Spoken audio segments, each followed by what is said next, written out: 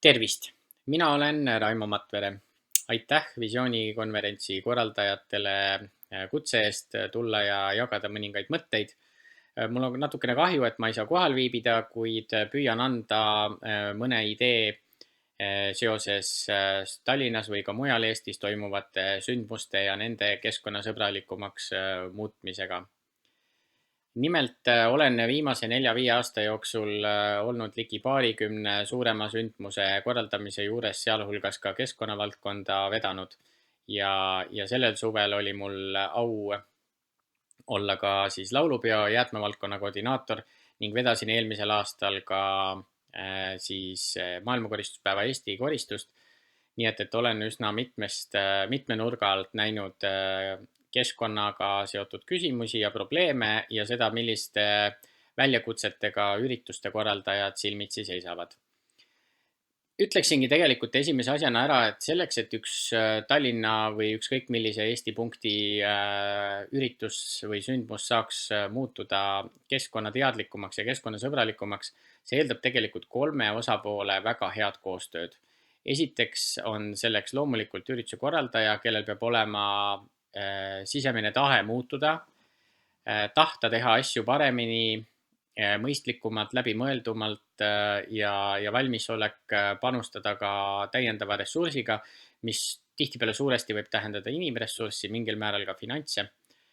Samamoodi on tegelikult korraldajal äärmiselt oluline roll tuua kokku head teenusepakkujad, kes teda aitavad ning kokkuvõttes kommunikeerida ka kõiki neid mõtteid, ideid, uuendusi siis ürituste külastajatele. Teine osapool ongi kõikvõimalikud teenusepakkujad, kelle abil on võimalik häid rohelisi visioone ellu viia. See tähendab tegelikult võimalikult varakult heade partnerite kaasamist, ootuste juhtimist sellisel viisil, et juba varakult on selge, millised on teenusepakkuja võimalused ning teisalt, millised on siis ürituse korraldaja ootused. Ja eks see suuresti, eriti mida suurem on sündmus, seda tihemini see nii on. See on ennekõike ikkagi sellise ühisosa või siis tasakaalupunkti leidmise küsimus.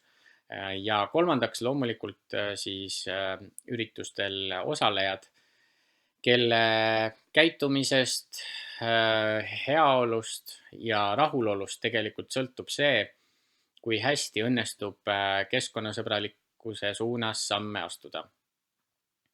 Oma viimaste aastate kogemuse pinnalt julgeksin siinkohal välja tuua mõningad kitsaskohad, mille vastu me tänasel hetkel põrkume. Ja esimesena neist toon välja sellise asja nagu segadus.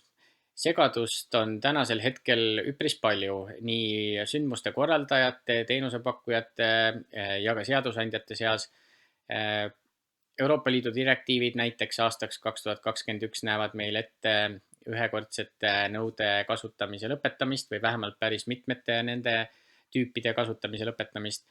Samamoodi on tegelikult tänasel hetkel mitmed või vähemalt mõned omavalitsused astunud mingisuguseid samme, et muuta suursündmused jäätmevabamaks või siis vähemalt kui jäätmed tekivad, neid paremini koguda liigiti ja nii edasi. Ja teiselt poolt on tekkinud hulk teenusepakkujaid, kes ürituste korraldajaid on valmis toetama, kuid kelle võimekus väga suurte sündmustega hakkama saada on piiratud.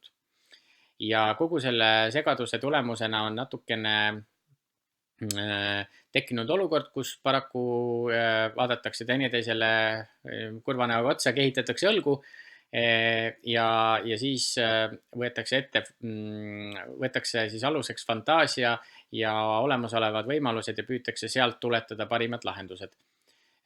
Ma näen, et seda asja annaks olulisel määral parandada nii reeglite loojate ja seadusandjate, festivalikorraldajate ning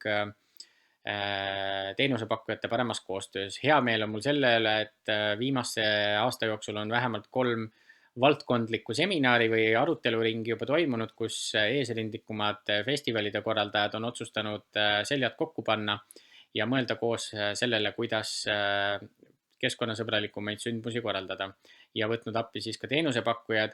Ja hea meel on selle üle, et tegelikult mõte mõtlejate ringiga on liitunud ka seadusandjad ja omavalitsused. Teine probleem on tänasel hetkel teenusepakkujad. Neid ei ole täna veel piisavalt, et teha märkimisväärselt suuri samme, mistõttu on paljudki suurepärased lahendused hoopiski festivali korraldajate loovtöö ja isikliku pingutuse suur vili. Toome siis kas või näiteks äsja lõppenud JCI konverentsi, kus kõiki toitlustusolukordi ja joogipakkumisi tehti siis kogutud nõude pealt, päris nii-öelda siis tavapärastelt nõudelt, kus näiteks siis konverentsi kaelapaelad olid inimestelt annetustena kokku kogutud, või siis me võime tuua näiteks ka Island Soundi festivali, mis oli ühekordsete nõudevaba, aga me teame, et seal taga on tegelikult ürituse korraldajate suur initsiatiiv ja tohutu isiklik hingest tulev tahe asju paremini teha. Palju aitaks kaasa see, kui teenusepakkujad oleksid kõigis valdkondades tänaseks hetkeks juba olemas või siis varsti tulemas. Ehk et tegelikult on vaja mõelda sellele, mida täpselt on Eestis vaja selleks, et liikuda keskkonnasõbralikumate sündmuste suunas. Ja kolmas aspekt on inimeste keskkonnateadlikkus, mille puhul kehtib reegel, et ega ta ühe festivali külastaja näiteks ei ole märkimisväärselt keskkonnateadlikum või keskkonnasõbralikum oma käitumises, kui on ta tavaelus. Mis tähendab tegelikult seda, et pikaajalise töö tulemusena muutuvad inimesed keskkonnateadlikumaks ja üritused saavad teha küll ekstra panuseid, luues võimalikult lihtsa ja loogilise süsteemi, kuidas inimene saab jäätmeteket vähendada või jäätmeid liita koguda või siis mismoodi üldse keskkonnasõbralikumal viisil näiteks ka ürituse kohta kohale tulla. Aga paraku on tõepoolest tegelikult see ennekõike seotud sellega, milline on inimese üldine keskkonnateadlikkus, kas ta näiteks kodus jäätmeid sorteerib või mitte ja nii edasi ja nii edasi. Kas ta tuleb igale üritusele autoga või on ta valmis tulema bussiga, rattaga ja nii edasi. Ehk et paraku on siin kuskil niimoodi väga kiiretel arengutel teatav piiraja ees. Mis on tänaseks hetkeks hästi, on see, et on tekkinud hulk väga kvaliteetseid, väga tunnustatud suurüritusi, kelle korraldustiimid on teinud põhimõttelisi otsuse liikuda keskkonnasõbralikumas suunas, astunud esimesi konkreetseid samme, et see nii läheks ja alustanud väga tihedat koostööd teenusepakkujatega lahenduste väljatöötamiseks. Teisalt on hea meel selle üle, et on tekkinud teenusepakkujad, kes ilmselt aitavadki meil lähiaastatel ühekordsetest nõudest lahti saada. Meil on teenusepakkujaid, kes oskavad anda nõu, kuidas kontseptuaalselt üldse ürituse keskkonnasõbralikumale korraldusele läheneda ja nii edasi ja nii edasi. Ja tegelikult Tallinn on ka muidugi omavalitsusena hea näide sellest, kes on püüdnud siis omapoolsete reeglite ja põhimõtetega mõjutada siis kõiki korraldajaid juba ise enesest keskkonnasõbralikumalt oma sündmusi läbi viima. Selles mõttes tubli töö, aga loodan, et siin on veel kõvasti valmisolekut järgnevaid samme astuda. Ja kui ma jäin tänaseks siis nüüd mõtlema, et kuna on ikkagi visioonikonverents, et mida siis võiks soovitada või mõelda või kuhu me võiksime välja jõuda, siis mul on mõningad mõtted, mida julgeksin siinkohal õhku visata. Esiteks rääkisin korraks segadusest, mis on siin erinevate reeglite ja teenusepakkujate ja teenustega seoses. Ma soovitaksin Tallinnal olla lisaks sellele, et ta on üks esimesi innovaatilisi omavalitsusi, kes on näiteks üritustel jäätmete liigiti kogumise ja nõude küsimuse nii-öelda paberile pannud. Ma väga soovitaksin Tallinnal kvalitatiivse hüppe saavutamiseks mõelda välja head juhendavad materjalid ürituste korraldajatele, milliste sammude abil on võimalik keskkonnasõbralikumaks muutuda, milliseid teenusepakkujaid on võimalik selleks kasutada ja mida ikkagi näiteks liigiti kogumine tähendab. Teiseks ma tooksin välja selle, et me võime küll kõikvõimalikke jäätmeid liigiti koguda või ka lahti saada ühekordsetest nõudest, aga tänasel hetkel on päris palju teadmatust sellest, mis ikkagi jäätmetest edasi saab kas keegi käitleb neid täpselt nii, nagu me seda oleme lootnud ja oodanud või mitte, mistõttu ma arvan, et sündmuste korraldajate ja omavalitsuste ja riigisektori koostöös oleks tegelikult oluline jõuda selleni, et on olemas ikkagi garantii, et kui on palutud teatud omavalitsuses näiteks jäätmeid liigiti koguda üritustel, et siis iga liikiga käideldakse vastavalt nii, nagu see ette on nähtud. Siis ma hea meelega näeksin Tallinnat eeskuju andva omavalitsusena. Teil on hulk selliseid suuri, väga märgilise tähendusega sündmusi, olgu need siis vanalinnapäevad või jõuluturg.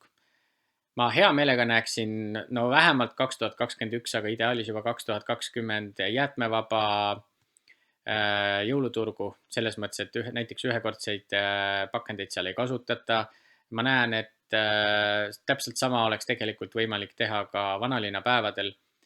Kui omavalitsus on võimeline koostöös heade partneritega näitama head eeskuju, ei ole mitte ühelgi korraldajal olemas vabandust, miks mitte ka ise pingutada. Siis 2021 on see aeg, kui peaks hakkama kehtima ka Euroopa Liidu direktiiv, mis näeb ette enamike ühekordsete nõude keelustamist. Paraku ei kehti see vist küll päris kõigile liikidele, kõigile tüüpidele, mistõttu kutsun Tallinnat üles astuma julge sammu, tegema niimoodi, minema ekstra miili ja keelustama juba lähema poole aasta kuni aasta jooksul kõigil üritustel ühekordsed topsid näiteks esialgu. See on üks valdkond, kus tänaseks on olemas reaalselt toimivad teenusepakkujad, kes suudavad topse pandi või ringlussüsteemiga pakkuda ja tegelikult ei ole ühtegi head põhjendust, miks seda mitte teha. Inimesed on tänaseks hetkeks selle teenusega juba harjunud ja kes ei ole, see harjub. Ja ma tõepoolest näeksin hea meelega ühekordse topsivabasid suursündmusi. Siis paljud ürituste korraldajad ei ole täna veel väga teadlikud, kuidas või mismoodi tuleks toimetama hakata, isegi kui on olemas suur tahe, et kuidas liikuda sinna suunas, et tema sündmus tuleks ka keskkonnasõbralikum välja.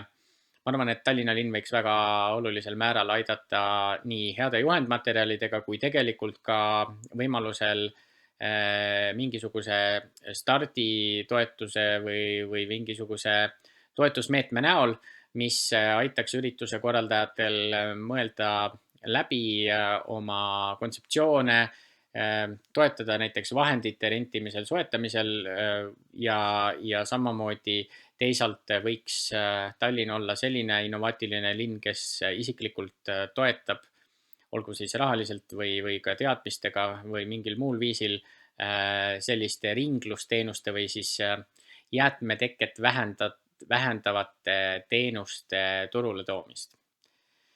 Kui Tallinn midagigi sellest võtaks ette ja kui on seatud sihiks olla 2022 Euroopa roheline pealinn, siis ma usun, et need oleksid väga head sammud sinna liikumisel. Ma loodan, et ma suutsin mõne mõtte sinna podisevasse ideede katlasse täna juurde anda, mida siis järgmistes aruteludes või siis kohvipauside ajal arutada.